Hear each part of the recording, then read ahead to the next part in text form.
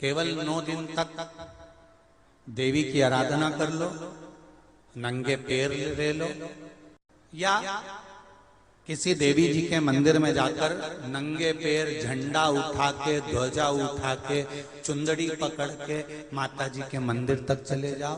क्या केवल नवरात्रि का मतलब यही है? या फिर कहीं गरबा हो रहा हो तो गरबे में चले जाओ? क्या नवरात्रि का मतलब केवल यही है? या घर में जोत लगा लो, नवरात्रि का मतलब यही है? अगर नवरात्रि का मतलब जानना है तो आपके मन में एक विचार आना चाहिए कि ये नवरात्रि केवल घट स्थापना के लिए नहीं होती है, ये नवरात्रि हमारे भीतर एक नारी के सम्मान के लिए प्रकट होती है कि नारी का सम्मान कैसे। शिव मंदिर में जाइए, पहले दिन 9 फूल कमल के हों, जो मिल जाए, परंतु एक जैसे फूल होना चाहिए।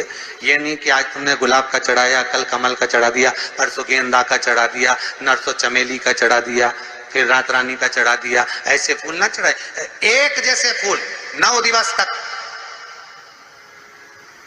सीते, हे जानकी, हे पुत्री, शिव मंदिर में जाकर अपने पति का स्मरण कर कर, कार्य का स्मरण कर कर 9 फूल प्रथम दिन घी का दिया लगाकर आप भगवान शंकर को कामना कर कर समर्पित करती हो।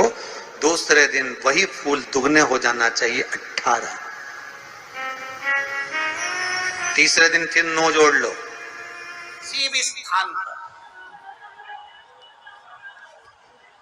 किसी भी स्थान पर, यदि हमारे घर में 2 शिवलिंग है, नहीं है, तो किसी अपने घर के गमले में, बगीचे में 2 पार्थिव लिंग का निर्माण करें। 2 पार्थिव लिंग, उसमें एक शिव जी का स्मरण करें और एक में माता पार्वती जी का स्मरण। देवादिदेव महादेव के 2 स्वरूप, 2 लिंग प्रकट कर कर, एक पर 9 पुष्प लाल और एक पर श्वेत पुष्प 5 समर्पित करें। बाबा की आराधना करें, घी का दीप लगाएं, पूजन करें और बाद में उन शिवलिंग को, उन पुष्पों को विसर्जन करें। किसी भी नदी में, तालाब में, बावड़ी में, अगर वहां नहीं विसर्जन कर सकते हैं तो किसी वृक्ष के नीचे उनका विसर्जन कर। और ये नवरात्रे, ये जो गुप्त नवरात्रे हैं, इस माघ महीने में जो गुप्त नवरात्रि आती है, इसी के अंतर्गत इसका पूजन है। एक बार हमने पहले वर्णन किया था, जिसके यहाँ संतान नहीं होती उसके लिए भी पहले श्रृंगी ऋषि ने नवरात्रि का बड़ा वर्णन किया।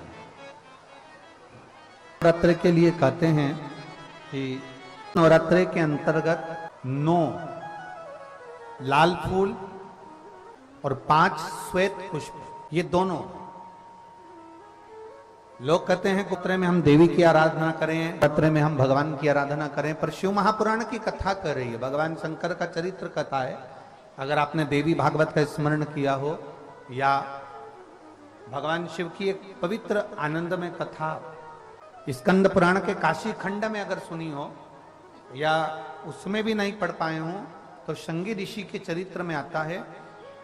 श्रृंगी बाबा ने वर्णन किया है कि किसी भी स्थान पर, किसी भी स्थान पर यदि हमारे घर में 2 शिवलिंग है, नहीं है, तो किसी अपने घर के गमले में, बगीचे में 2 पार्थिव लिंग का निर्माण करें। 2 पार्थिव लिंग, उसमें एक शिव जी का स्मरण करें और एक में माता पार्वती जी का स्मरण। देवादिदेव महादेव के 2 स्वरूप, 2 लिंग प्रकट कर कर, एक पर 9 पुष्प लाल और एक पर श्वेत पुष्प 5 समर्पित करें। बाबा की आराधना करें, घी का दीप लगाएं, पूजन करें और बाद में उन शिवलिंग को, उन पुष्पों को विसर्जन करें। किसी भी नदी में, तालाब में, बावड़ी में, अगर वहां नहीं विसर्जन कर सकते हैं तो किसी वृक्ष के नीचे उनका विसर्जन कर दे। पर ये नवरात्रि आती है, इसी के अंतर्गत इसका पूजन है।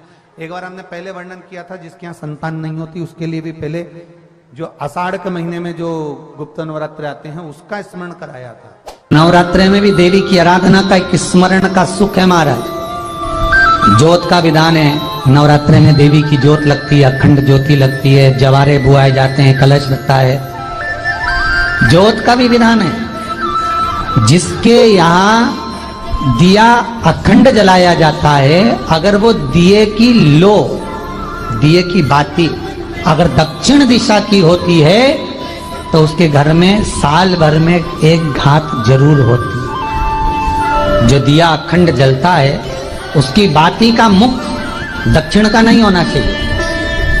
अगर आपने देवी भागवत का स्मरण कराओ, देवी भागवत को अगर सुना हो, तो देवी भागवत में स्पष्ट किया गया कि पूर्व की ओर मुख करा हुआ दिया, अर्थात पूर्व की ओर ज्योत जो जलाई जाती है वो संपदा की वृद्धि करती है।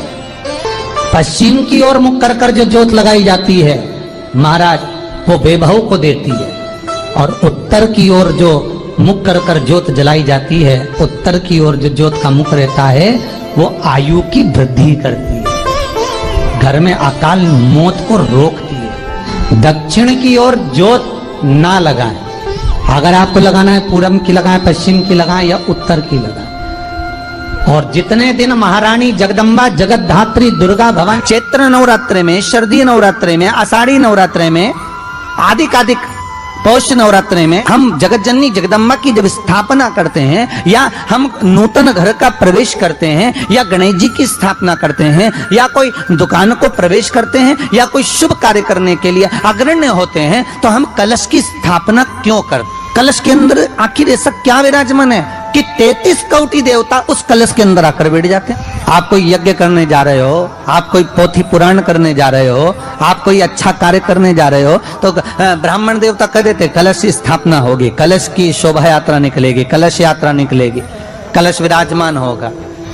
उस कुंभ की, उस घड़े की महत्वता कहां से प्रकट हो गई? शिव महापुराण की कथा कहती है महाराज, भगवान ओघड़दानी शंकर स्वयं आद्य शक्ति जगदम्बा से कहते हैं कि जगदम्बा तू क्या चाहती है बोल। तो जगत जननी जगदम्बा कहती है कि जहां मैं हूं वहां शंकर है, ये आपने कह दिया, पर जहां शंकर है वहां पार्वती का होना जरूरी है। उसके लिए सिद्ध करने के लिए एक स्थान ऐसा बनाया जाए जहां पर शंकर विराजमान है और शंकर के साथ पार्वती विराजमान है। तो शिव जी ने कहा पार्वती उसके लिए मैं तुझे एक सुंदर कलश का निर्माण कर कर देता हूं। अष्टमी के दिन कन्याओं का भोजन कराओ या नवमी के दिन कन्याओं का भोजन कराओ, पर देवी भागवत तो कहती है, देवी भागवत तो वर्णन करती है कि पहले नवरात्रे से लेकर नौमी तिथि तक जितने दिन देवी के होते हैं, प्रत्येक दिन में आप किसी भी दिन कन्याओं का भोजन करा सकते हो, पहली रात्रि से लेकर, पहला दिन से लेकर। पर 90 दिन तो सवेरे पूजन करके, यज्ञ करके, अनुष्ठान करके देवी को विसर्जन कर दिया, फिर नवरात्रि पूर्ण कैसे हुई? नवरात्रि की पूर्णता होती है अमावस्या की रात से गिनी जाती है। कौन से दिन से गिनते हैं? अमावस्या की रात्रि, फिर एकम की रात्रि, फिर दूज की रात्रि, ऐसे गिनते गिनते अष्टमी की रात्रि तक और नौमी के दिन सुबह तक या दोपहर तक या शाम तक, जब तक आप यज्ञ ना करें तब तक ये 9 रात्रियां पूर्ण गिनी जाती है महाराज देवी भागवत के हिसाब से पूर्णता। अब हमने कन्या भोजन का जो क्रम बनाया, अष्टमी के दिन करा देंगे, नौमी के दिन करा देंगे, इस तिथि को करा देंगे, पर भाव देखिए, शास्त्र कहता है भूखे को भोजन जब कराइए जब उसको भूख लगी हो, और ऐसों को कराइए जिसको जरूरत पड़ रही है। आपको यह वीडियो पसंद आया होगा तो वीडियो को लाइक करिएगा, शेयर करिएगा। मेरे चैनल में नए होंगे चैनल को सब्सक्राइब करिएगा।